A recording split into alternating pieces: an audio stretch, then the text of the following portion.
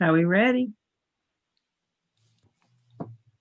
I'm not hearing anything from Counselor Gowdy. Tracy says she's trying to help her with her microphone, her muting, and the counselor. Okay, I'm trying to help both her and Mr. Martin both get in. The one computer, I'm giving them the passcode net to get in. We'll be with you in a minute, guys.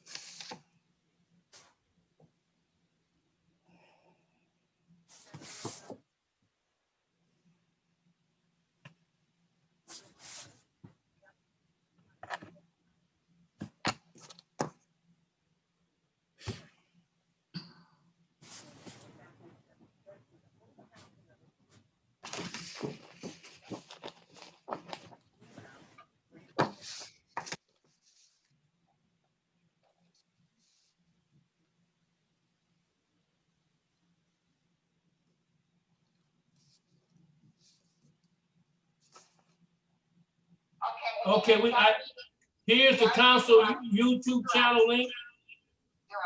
Yeah, we on. Okay.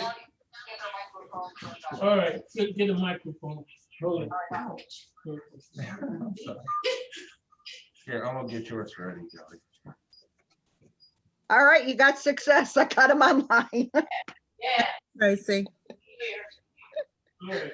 Give me a minute. The wrong code. They were using the wrong code to get in. Okay, can we, Wait, 1 minute, Fareed. Hold it.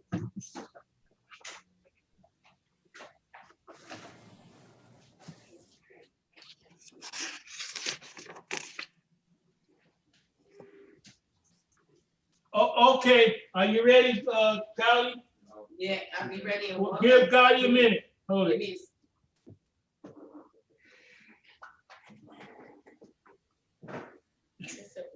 Tracy? Yes, Okay, I got the screen of finance committee meeting, right? yes, you're good. Okay. Hi, Councilman Austin. Hi, ma'am. How are you? Good. How are you, sir? I'm well, thank you. Staying warm? You know, I'm doing very well. I worked outside today. Wow. Are we ready? Waiting on Gotti, give her a minute. Okay.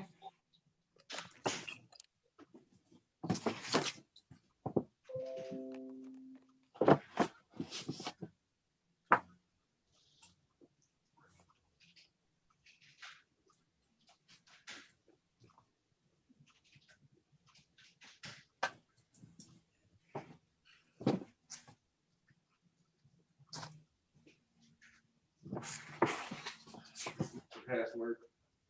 The password is 477713. 477713.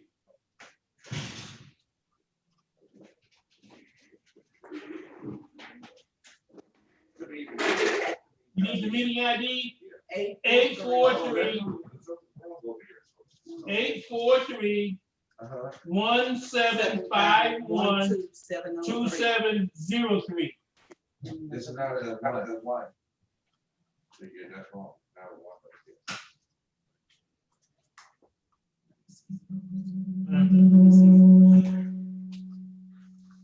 Bring it back.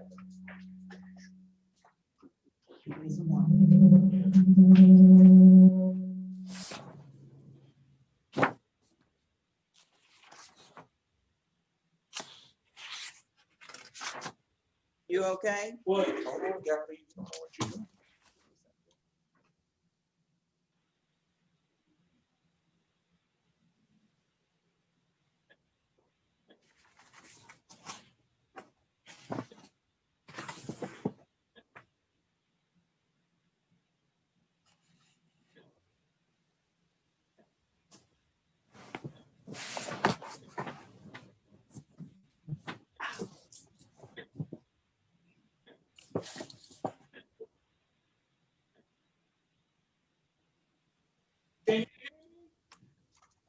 Can you hear me?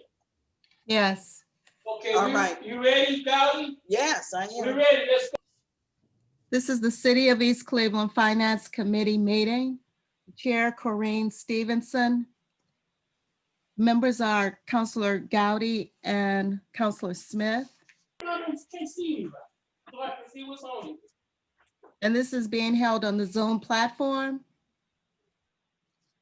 The chair, can you call the meeting to order? clerk, The meeting is called to order. Call the roll, please. Counselor Stevenson, Present.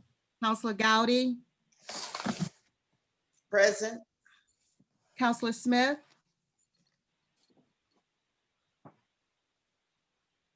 Okay, you do have a quorum. Counselors Gowdy, Counselor Martin, and Counselor Austin are present. The items for discussion, this is a continuation of the January 12th, 2021 meeting. Financial Planning and Supervision Commission Plan. And also the CARES Act funds.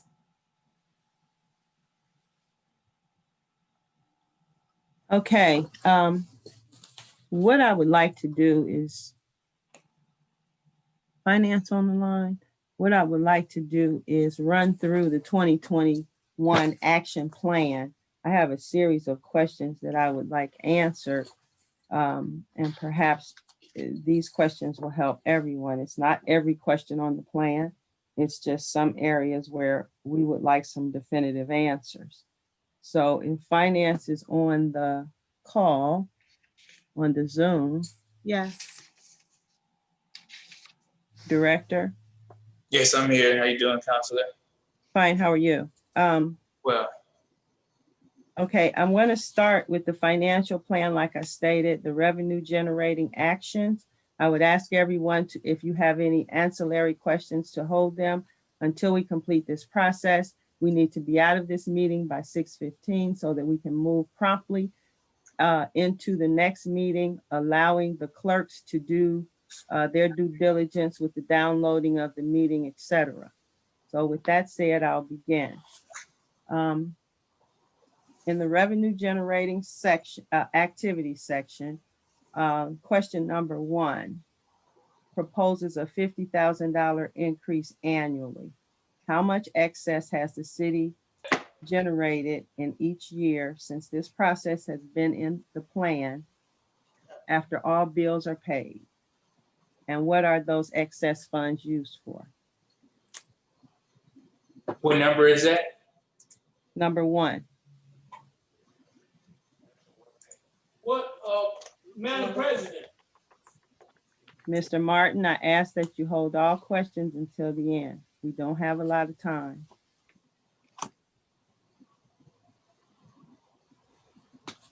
We are working from the 2021 action plan. We're on page 3, number 1. Ordinance 02112, increase in rubbish removal. Yes, Okay. So the fact that I would have to go back because that action ended in 2018. As I stated, the way the plan works, that whatever action items that the city takes from day one, from being a fiscal emergency, it stays on the document. So a lot of these items have already been completed. well, So- I don't Go ahead. want to ask questions about every item, but there are some items that we don't understand. For example, so you're saying that in number 2, you would have to go back to give us those figures. Is that your response? Number 2 or number 1? I mean, number 1, I'm sorry.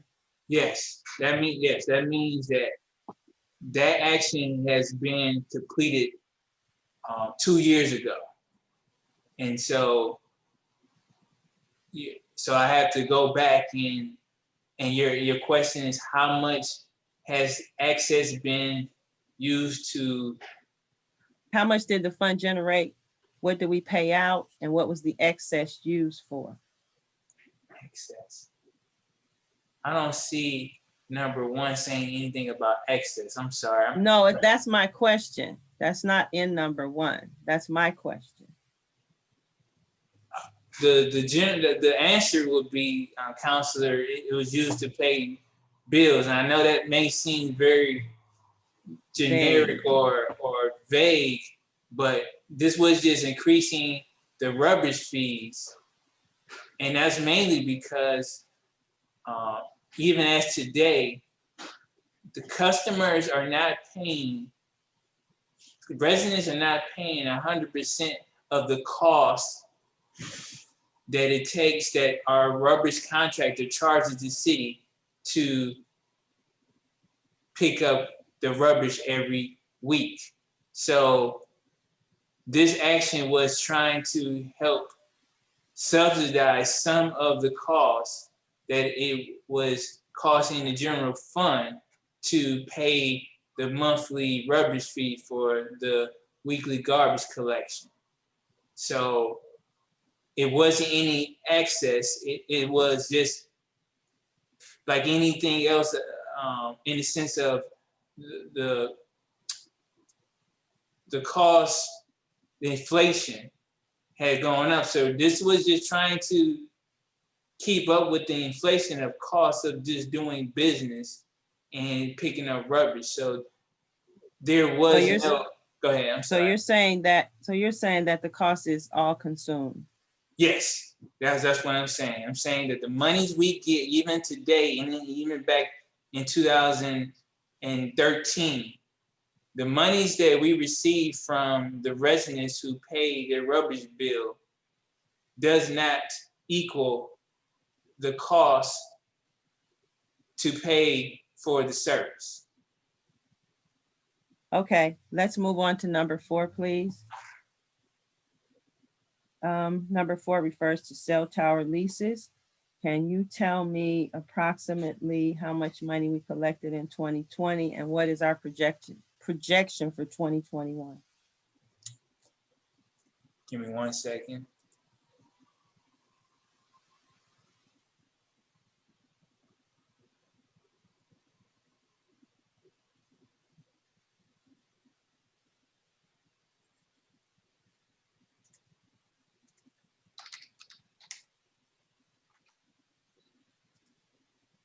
Oh, actually, the answer is on here. I just thought about it. It's actually already on the plan. If we go to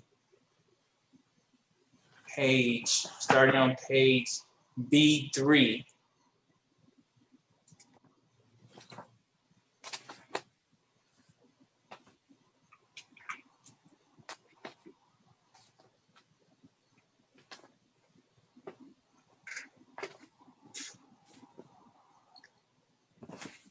so the cell tower is under rental. If you look on B3, which is the starter revenues, the cell tower rental is under the total of rentals, but specifically in 2020, we received $19,621.34 for the cell tower rental, and we're projecting the same amount in 2021. So it's 19,000, how much? $621.34. That's how much we received in 2020. Okay. Let's move to number 7. Currently, how many firefighters do we have in total in the fire department? Give me 1 second. As unfortunately, we're in separation for 2 firefighters that are already left, that we just haven't separated out of our system. I want to say 44 to 47.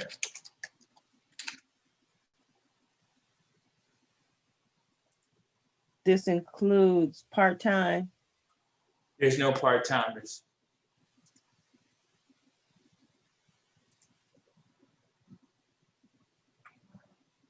Second here. Currently, it's 46 that's active in our accounting system. As I mentioned, 2 of them will be separated next week, so 44. Okay. Let's move to number 8. that refers to contractors. Can someone tell me who these contractors are? And the council is also requesting these contracts. The city has not hired 2 contractors to do the authorized occupancy, certified occupancy program.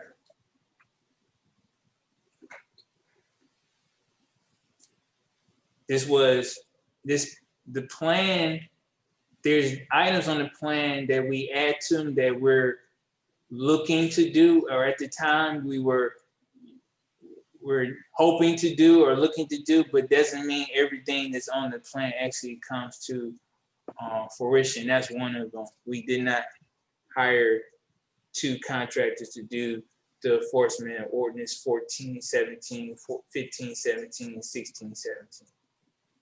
Okay, so in number 10, can you tell me or how much money has been collected to date with regard to delinquent ambulance fees? Can't tell you that right up top, just because we book all the ambulance fees into one pot. We don't separate the delinquencies from the current. Okay. But I could tell you in 2020 altogether, delinquencies and current, we collected $865,797.77. That also includes delinquents.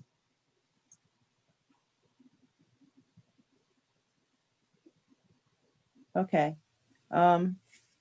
Number 11, Duncan Solutions. We have a contract with them to collect outstanding fees. Is that correct? Yes, that's to collect.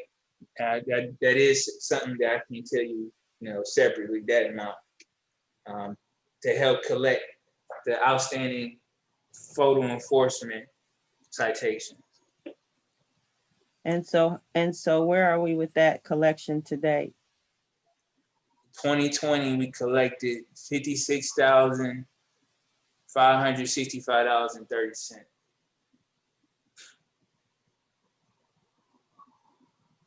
Is that number going to go up or down in 21? Number staying flat. If you look at most of the 20 on the plan on B3, if you look at the revenues compared 2020 to compare to 2021, there's only a few revenues that are going up or down. Most of them are staying consistent to what was collected in 2020. Okay. We're moving to number 12. Under the same category, the charter gives the administration the power to open a tow yard. How much money has been spent to date by the administration on this process? I could give you a rough estimate. I had to get back to you, give you actuals. I want to say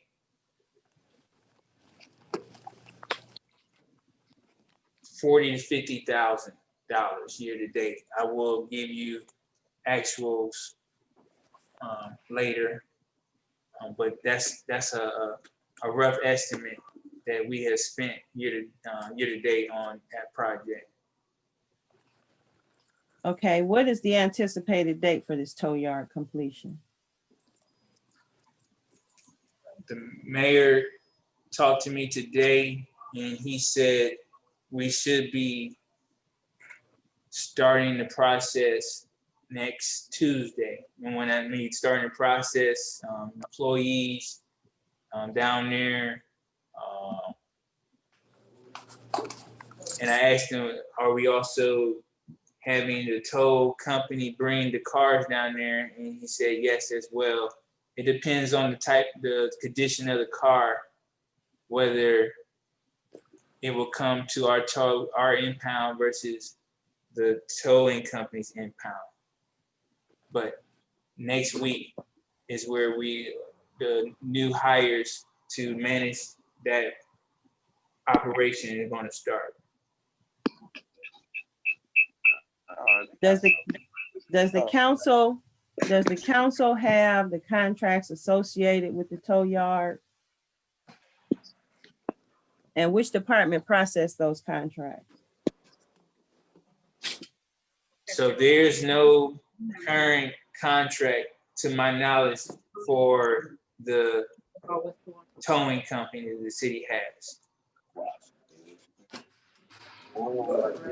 So how much money is the city gonna make off of each tow? That I guess I want to say $175 Some bootleg zone. is cost for a tow. Mhm. That's some. And depending on what kind of tow it is, if you need the flatbed, it's going to be more. But a typical tow, I believe, is $175, between $150 and $175. I can get back with you just to make sure that is the accurate number, as I wasn't prepared or what questions will be asked, but I can definitely get back on you just to make sure I tell you exactly the right amount.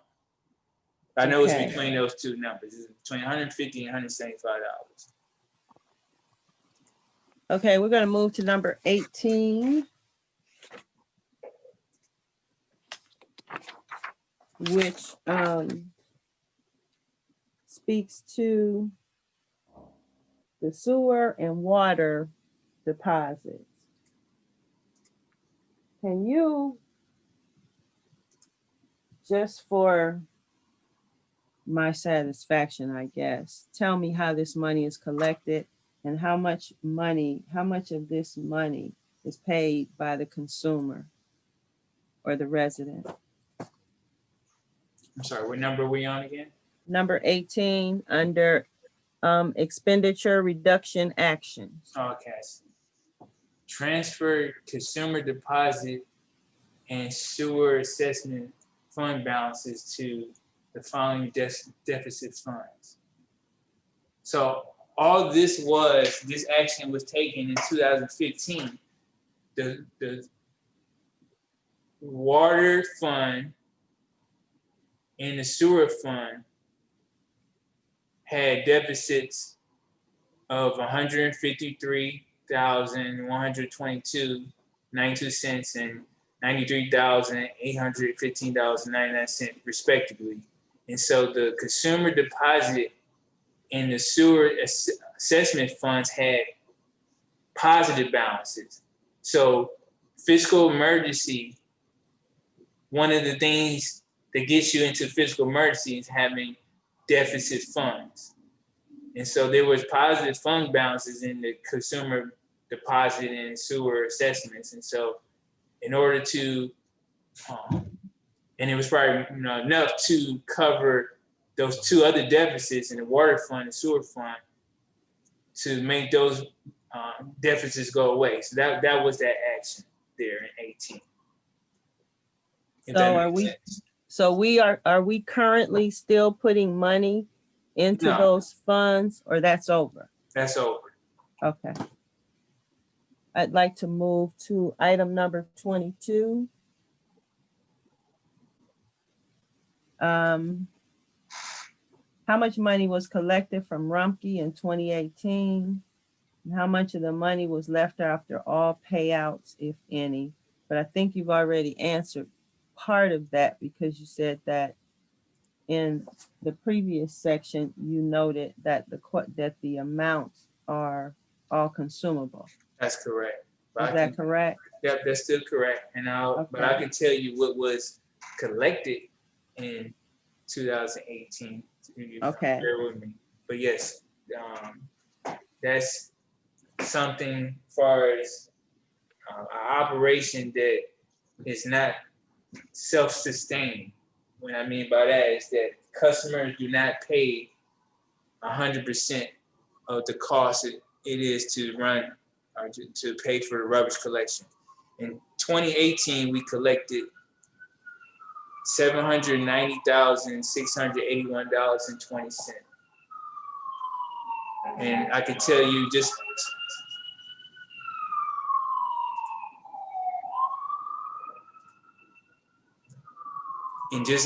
for a point of reference to my point of the cost, I'm gonna run the expenditure report in 2018 and tell you how much it costs for Rumpke to pick up the residential rubbish.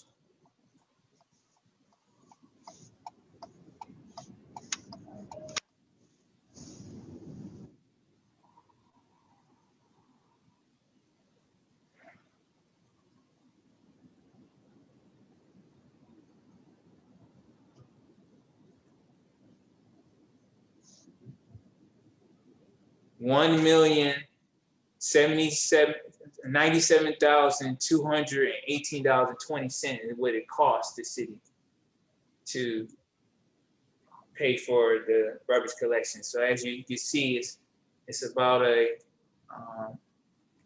off the top of my head, around 200,000 difference between what we receive from customers versus how much it costs. So these action items are just trying to make sure the gap just doesn't get so wide. Okay.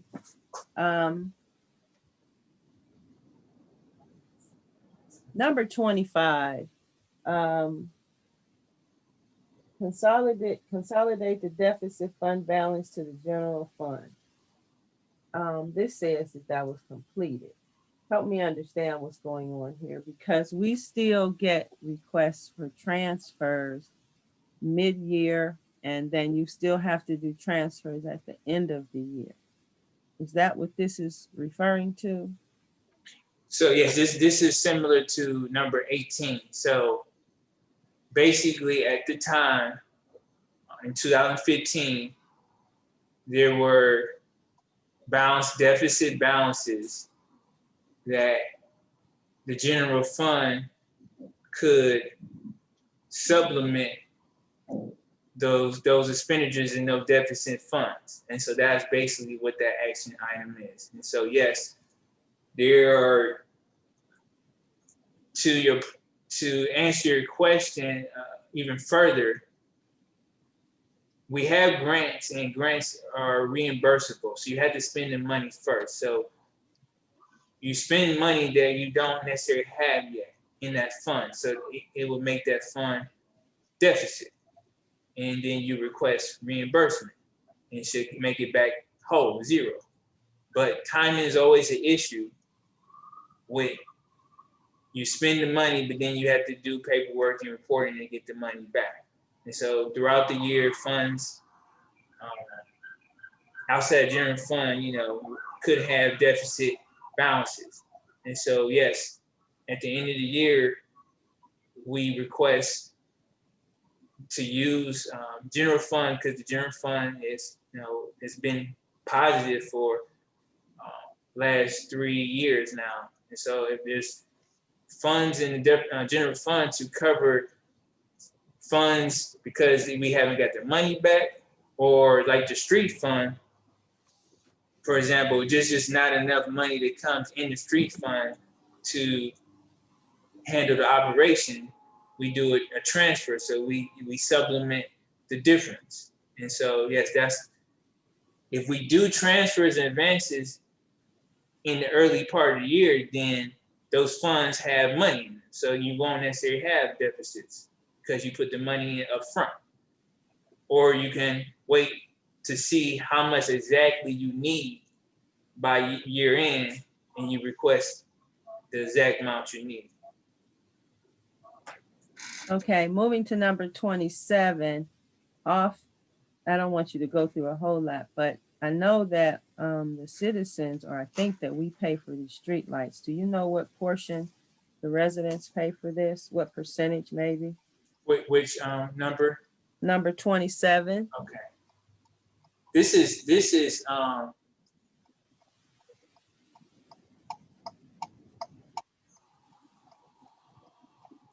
so this is the bill that we receive, the street light bill, and so for handling the street light, the wattages, and so we just partner up with NOPAC, and they give us a reduced rate for the kilowatts per hour for the streetlights. The streetlight assessment that is on the property taxes, that needs to be looked at again. And when I say that, it's been quite some years since the city has looked at the assessment that we charge the resident and whether it's adequate now. The answer is going to be no. I know that it's not adequate enough because obviously it's been so many years has gone past since we did a reevaluation of the assessment. And obviously, like everything else, cost goes up. And we have not adjusted the cost of the streetlight assessment on the property taxes to, you know, I know the goal won't be to make it 100%, but we're definitely, just like the rubbish, we need to evaluate, is our residents paying I want to say a fair share of the cost. I don't know, the cost, it all depends on the property. So it varies on each person's property tax. Okay, moving to expenditure reduction actions on page 5. Number 29. We are supposed to be reducing EMS funds. Reducing the general fund amount, I think, is what this refers to. Reducing the transfer from the general fund to EMS fund based on current spending and estimated resources. So where are we at with that?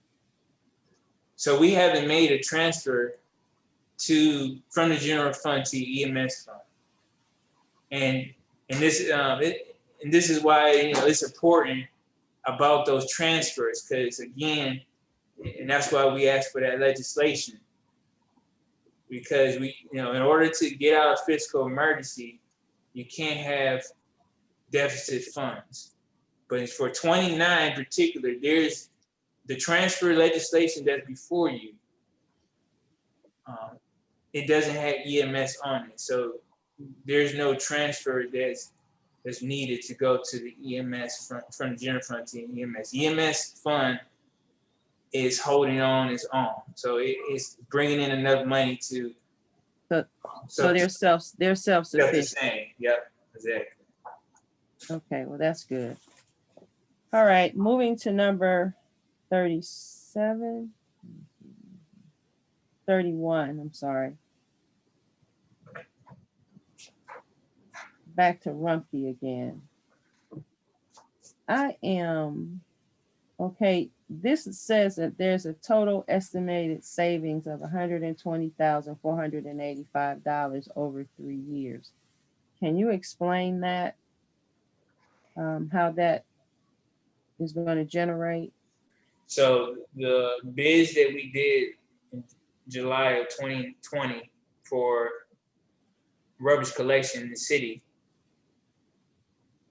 when it came back, Rumpke came back with a alternative bid, and our alternative bid basically said, okay, we will charge you even a lower rate per household per month with this alternative bid, if you decide to not have the recycling done right at the household,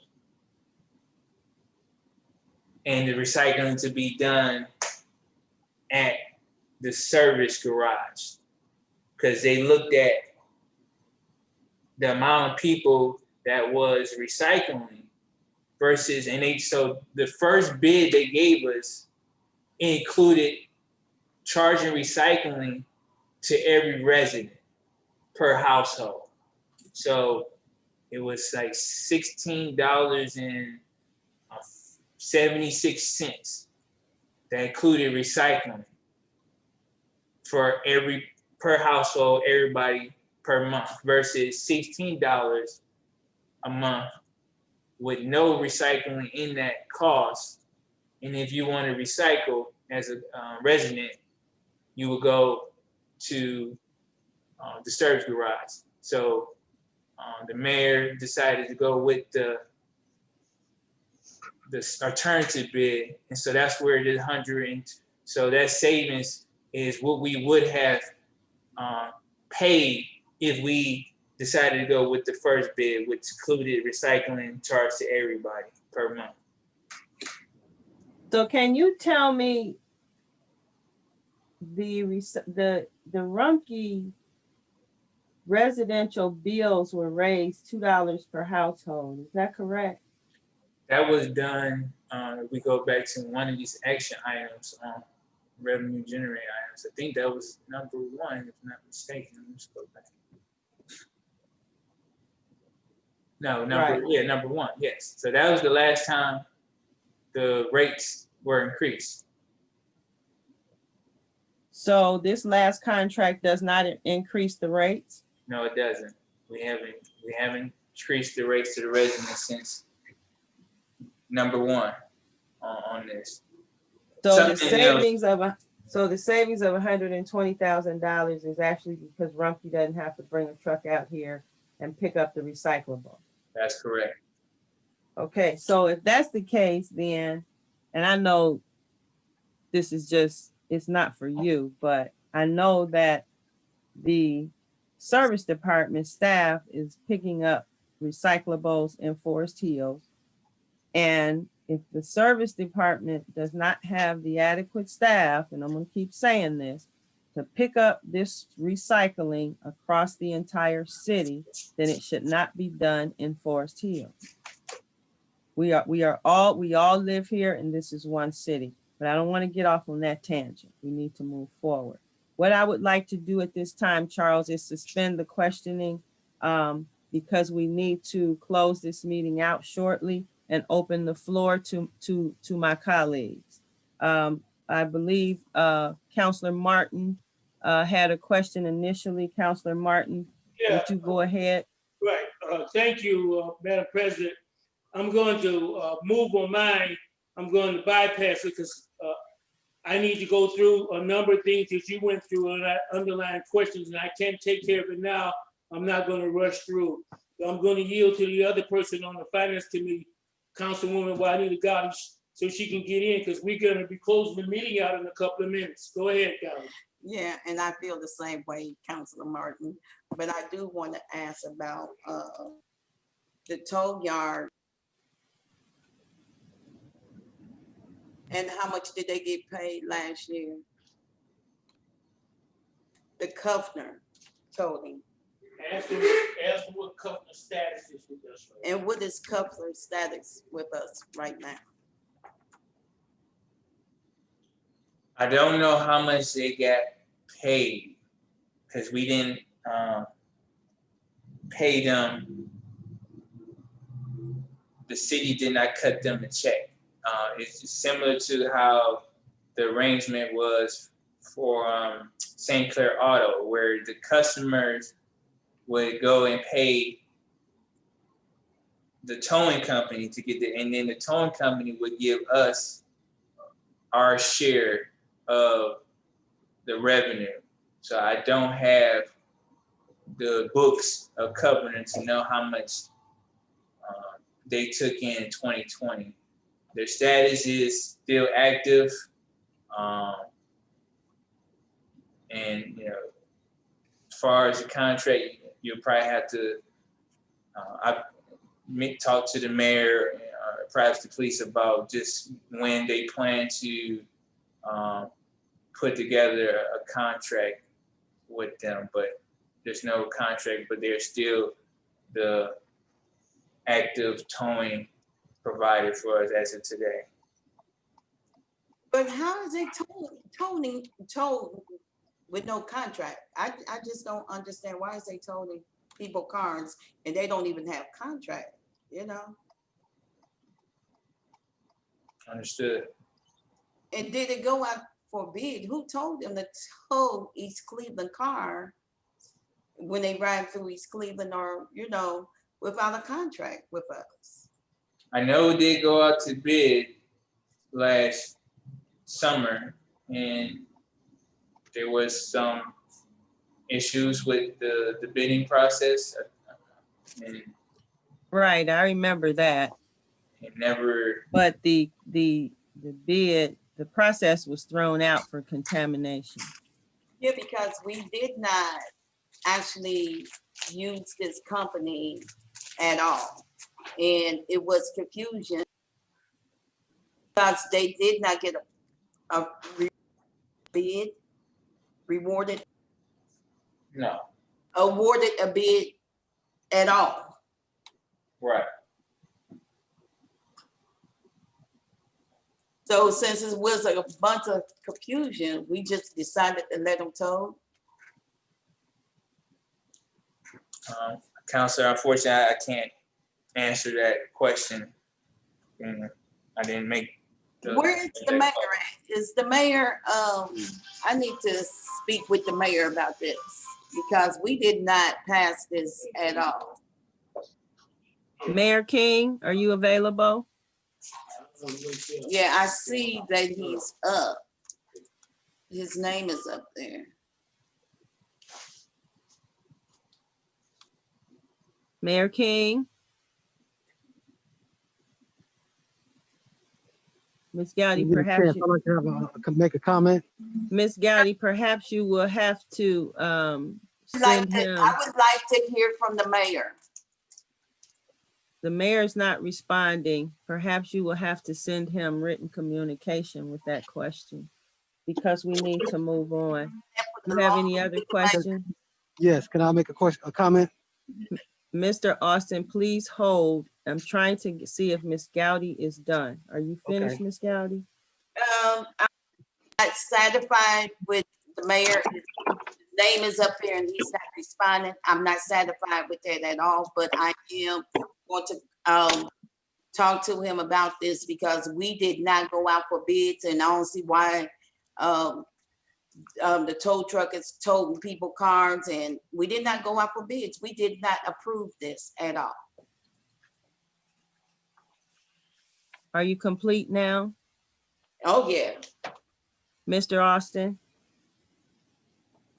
Great, thank you. Two things. One, take my mask off. Yeah, I received a little note from the solid waste folks. And what they do, they track the amount of recyclables for each community. And in their report, it only had East Cleveland down for 1% of recycled products, if you will. So, and I don't know if that's a measurement of the total recycle that they received when they were recycling, or is that the total number based on the population of East Clevelanders that actually recycle, but it was only down to 1%. So hopefully we're doing a little bit better since that report was published. And I did see some information in the past about how the persons that would tow vehicles within the city of East Cleveland. And it was my understanding, the police said they basically could call either somebody that was more responsive based on their history or based on the officer's judgment at the time of the stop. And I remember the bidding process did not go well. It wasn't fair and open or something along those lines. So it was supposed to be relooked, if you will. So I am also waiting for that opportunity to either relook that bid process or have a little bit more clarification on the current provider and just have the background on, how we got to this point again. So thank you. That's all I have. Thank you. Director, Yes. when we come back, we are going to close this meeting. It is approximately 6:15.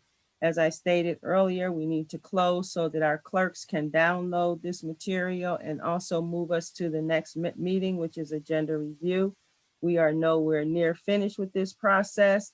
We are willing to come back on Monday and Tuesday of next week to try and complete this process so that we can move these resolutions with regard to the finances forward. I'm suggesting that the meeting time remain at 5:30 PM, Ms. Gowdy. Sound good. With that said, we will adjourn. It's And just you all- that, excuse me, this is Willa Hemmons. Go ahead. Monday is Martin Luther King Day. Yeah. Oh, okay, yeah. Okay, so then we'll have to come back on Tuesday and Friday. Thank you for that. Which means we'll be back tomorrow at 5:30. Director, I would like to give you a heads up here. We only have a few more questions to go on this 2021 plan. And under other actions, it's question 1, 4, 8, and 11. Under shared services, it's questions 2, 3, and 4. 4, 8, and 11 What? other actions. 1, 4, 8, and 11. 1, 4, 2, 3, and 4. 2, 3, 4. Okay. Okay, so I'll see everybody back here tomorrow at 5:30. We're gonna work until we get it done. Thank you. Thank you for coming. Meeting is adjourned at 6:23 PM.